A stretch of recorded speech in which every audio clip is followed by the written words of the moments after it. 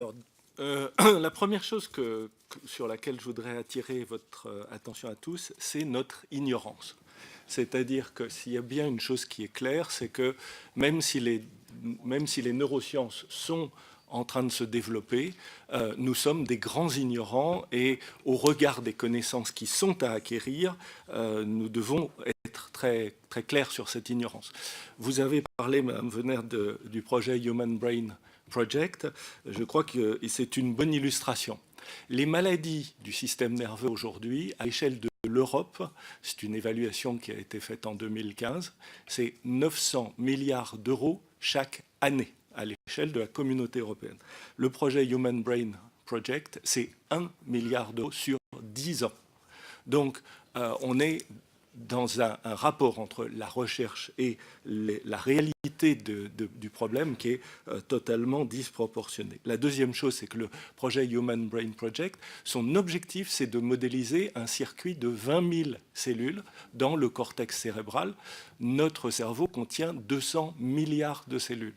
Donc, c'est une possibilité d'avancer dans une meilleure compréhension de la manière dont certains signaux, ce qu'on appelle le code neural, est intégré au niveau du cortex cérébral. C'est une petite étape, hein, c'est un peu comme le pied d'Armstrong sur la Lune, ça permettra d'avancer, c'est loin de nous donner la résolution de nombreux problèmes. Donc attention à cette...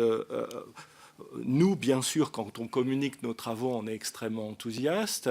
Heureusement, c'est pour ça qu'on se lève très tôt tous les matins et qu'on se couche très tard le soir, comme vous le faites vous-même dans vos travaux parlementaires. Mais il y a quand même encore loin de la coupe aux lèvres. La deuxième chose que je voudrais dire, c'est que quels que soient les progrès, quelles que soient les aides qu'il y aura, les programmes d'assistance grâce à l'intelligence artificielle, ça ne changera rien à la responsabilité médicale. Alors, est-ce que cette responsabilité médicale sera assumée uniquement par le médecin ?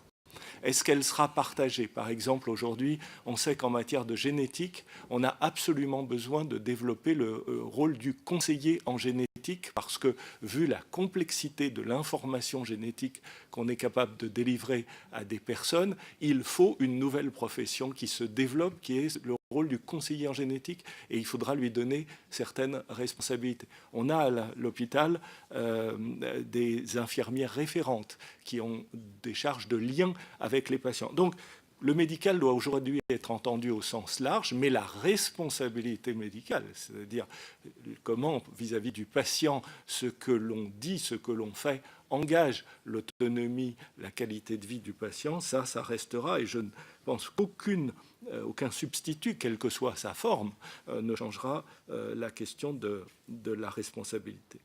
Il y a eu plusieurs questions sur la notion de neuroamélioration. C'est toujours la difficulté qu'il y a entre le médical et le sociétal. Je crois que c'est M. Meunier qui a posé ça.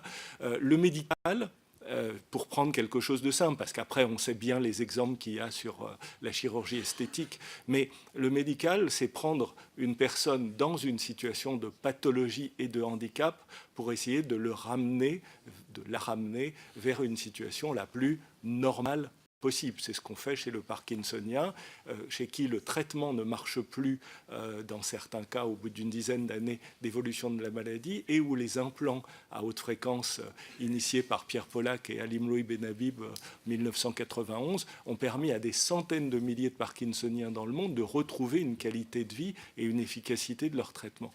C'est totalement différent de chercher chez une personne normale, en bonne santé, à améliorer la mémoire, par exemple en essayant de stimuler électriquement l'hippocampe. Là encore, attention à notre ignorance. Ce qui peut se voir dans certaines conditions de laboratoire, ce qui peut s'observer dans certaines conditions, dans les conditions de vie réelle, tout ce que fait notre cerveau est toujours contextualisé et on se rend compte. Pour prendre juste un exemple, si on prend dans le domaine cognitif des jeux qu'on peut faire et où on permet aux gens de tricher ou pas. Et on regarde selon qu'on met une récompense qui est une récompense symbolique ou une récompense en termes d'argent. Donc on fait des tests comme ça au laboratoire. Eh bien, on se rend compte que les gens s'ils ne se font pas prendre, vont tricher, mais ils ne vont tricher que si on est dans un contexte où il y a un gain financier, et si ce gain financier n'est pas pour eux-mêmes, mais pour leur équipe. Donc vous voyez que le cerveau humain, il donne une infinie subtilité et que tout doit toujours être recontextualisé pour dire de quoi parle-t-on quand on parle d'amélioration. Ensuite, que les choses soient claires par rapport aux questions de la responsabilité pénale, nous sommes capables aujourd'hui d'enregistrer des activités cérébrales. Ça permet d'évaluer dans certains cas des préjudices, ça permet de faire des avancées. Vous connaissez tous les progrès qui ont pu être faits récemment dans le domaine du monitoring, du suivi des personnes dans des états de conscience altérés, donc la manière dont on peut suivre des personnes entre guillemets dans le coma ou dans des états de conscience minimaux ou dans des états qu'on appelle le Lockheed syndrome ou dans des états de conscience minimale plus. Donc on a toute une palette aujourd'hui qui nous permet ça, mais le fait de détecter une activité cérébrale n'est pas le fait de préjuger le sens de cette activité cérébrale. Si vous montrez une image qui provoque une émotion, vous pouvez enregistrer l'activité cérébrale de l'émotion. C'est ensuite un préjugé de dire cette activité émotionnelle correspond au mensonge ou cette activité émotionnelle correspond au fait d'aimer ou de ne pas aimer telle ou telle chose. Donc attention à l'assimilation entre une connaissance objective, le fait de mesurer une activité cérébrale, et le fait de préjuger du sens de cette activité cérébrale. Enfin, il va de soi que s'il y a bien une chose dont nous sommes conscients, c'est la question de l'impact sur la société, et encore plus quand il s'agit des enfants. On a parlé beaucoup des questions d'utilisation des connaissances en sciences cognitives ou en neurosciences pour améliorer l'éducation.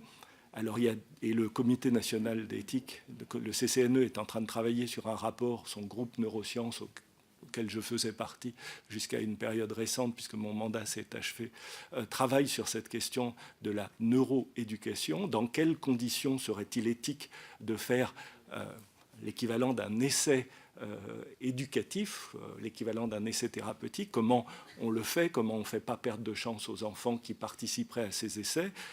C'est des choses extrêmement compliquées. En tout cas, la tension, et c'est bien ça l'éthique, elle est entre le fait de mettre en place aujourd'hui des programmes sur une base totalement arbitraire. Aucun des programmes qui existent aujourd'hui n'a été testé, sauf avec les résultats des enfants, dont on voit avec PISA qui ne sont pas très brillants.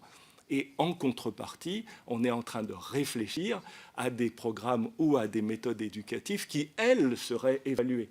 Donc, est-il éthique de rester avec des méthodes non évaluées plutôt que de commencer à tenir compte de certaines informations que pourraient nous apporter les neurosciences? Vous voyez tous les conditionnels que j'ai mis à ma réponse et qui pourraient permettre, dans des conditions bien encadrées et bien évaluées, de permettre une meilleure éducation de nos enfants.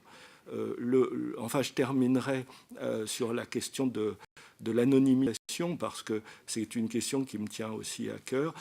Vous savez bien qu'aujourd'hui, l'anonymisation n'est plus possible dans le monde des big data.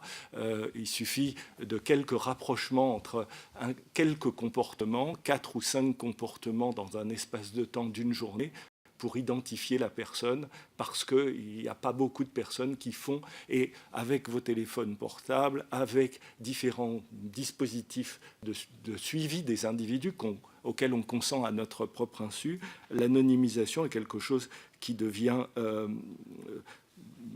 impossible aujourd'hui. Donc, il faut passer de la protection de la donnée à la protection de l'usage de la donnée. C'est une question internationale. L'UNESCO, le comité international de l'UNESCO a fait un rapport là-dessus l'an dernier. Mais il faut mettre en place des conditions où on peut s'opposer au mésusage de la donnée plus que s'arc-bouter sur une anonymisation qui malheureusement ne tient plus dans le monde des big data. Merci. Nous avons encore une dizaine de demandes d'intervention. Donc nous allons faire 2 séries de questions, si vous voulez bien. Olivier Véran, pour République En Marche.